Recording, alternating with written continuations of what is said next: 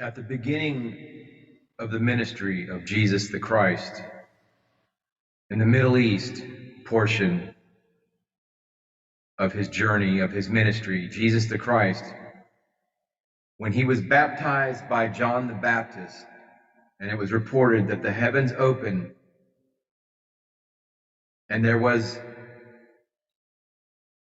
a profound descent of spirit into Jesus the Christ. And essentially what took place was the merging of the oversoul with the third dimensional construct of Jesus, Yeshua. Essentially his seventh dimensional monad, the oversoul aspect known as Sananda, where he became a complete incarnation of his higher self. Now this is important, esteemed viewer. This is an aspect that is possible for every human. And I believe, to the extent of my understanding, certainly based on the fruits of the tree, based upon how my life changed,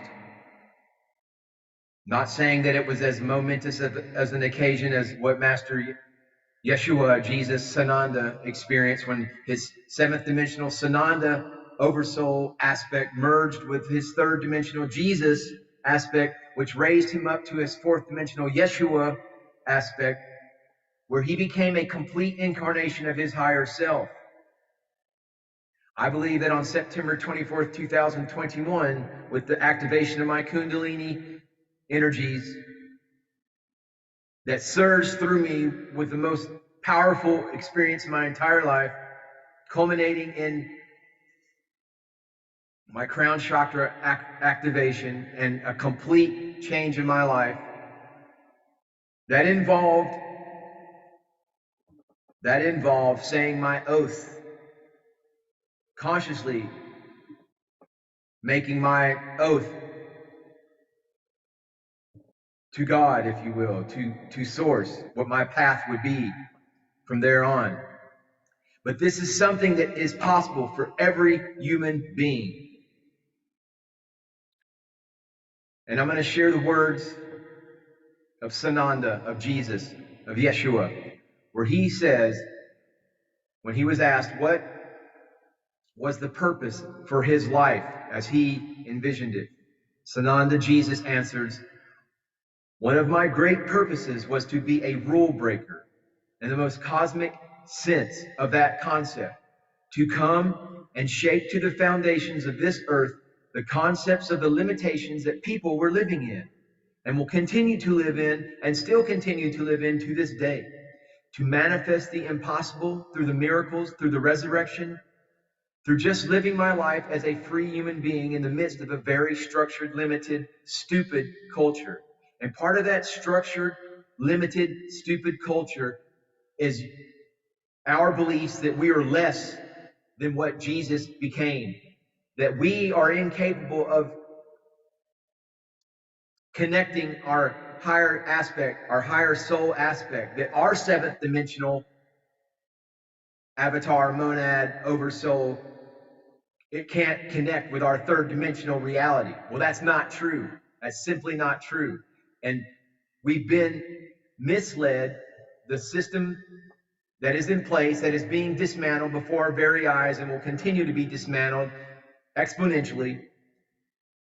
But it is up to every one of us. The more, if this video could get one person to wake up to the fact of their divinity, then that is one more brick in the wall taken away. Another brick in the wall taken away. So I'm going to share more words of what Sananda, Yeshua, Jesus had to say, because this is leading somewhere, and I want to stress the divinity of all, everyone. Now Jesus says, I was an initiate in several different temples and places. First, I was taken away to a remote Essene compound for 5 years and tutored in the deepest esoteric Hebrew mysteries. I then went to the temples of Egypt, in Egypt, and studied there for a great many years, till I was about 28, when I went briefly to the Far East in India, and then came back to do my mission. So,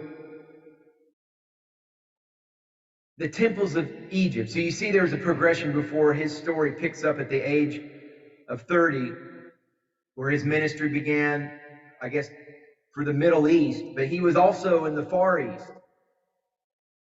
Jesus says when he's asked, it is said, it was asked to Jesus, it is generally believed that your ministry on this planet began when you were about 30 years old and ended with your death and resurrection at the age of 33. Is this correct? Sananda, Yeshua, Jesus answers, I do not compartmentalize it quite so distinctly, because I would say that it really began with my trip to the Far East. I did public work there, but what is recorded in the Middle East as my ministry. So yes, those 3 years. But there's also records of Yeshua, Jesus, Sananda, all through Tibet, all in the Far East, in India. He was an initiate in several different temples and places. First, he was taken away to a remote Essene compound for 5 or so years. He was very young when this happened. He was initiated into those mysteries very, very young. He was a prodigy for sure.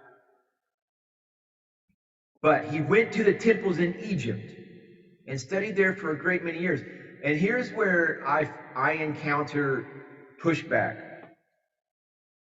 When I post stuff on Facebook, about Shiva, or, these Egyptian different Sekhmet, these different aspects that I will post. And then, I've had people from my childhood days, or our high school days,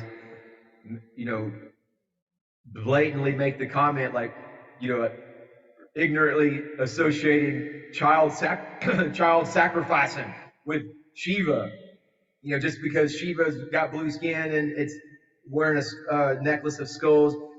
The ignorance is profound, and it has been exploited and has been systematically designed to place energy blockages within the minds of people that have been enculturated with organized religion.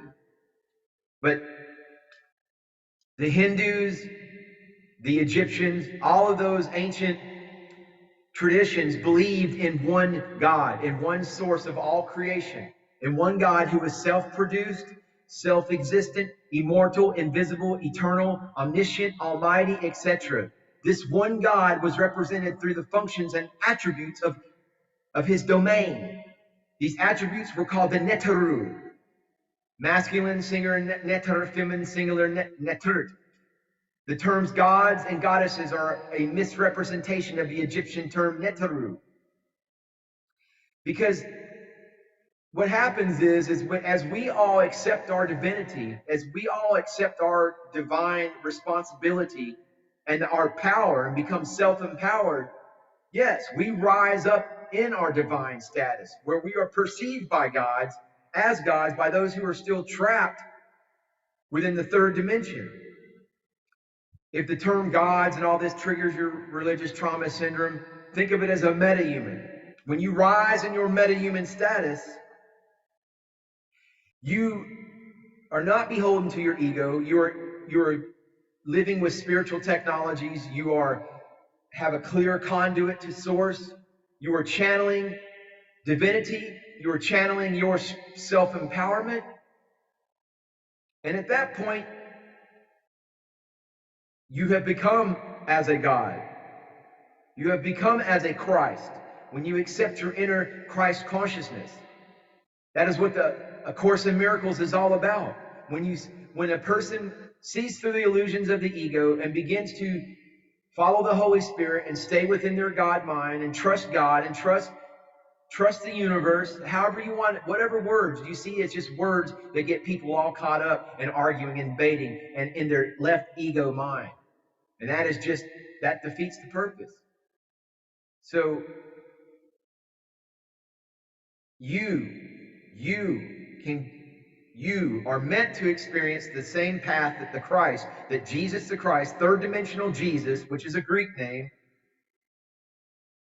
but as he John the Baptist initiated him in the desert, and the Great Spirit came to matter, divinizing, bringing heaven to earth, the third dimensional vehicle of Jesus, which was the downloading of the seventh dimensional oversoul, Sananda, and became fourth dimensional Yeshua, and began his ministry.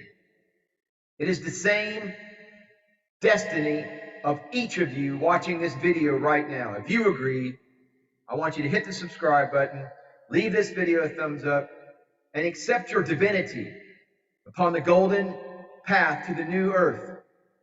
And so it is. Namaste. Namaskaram.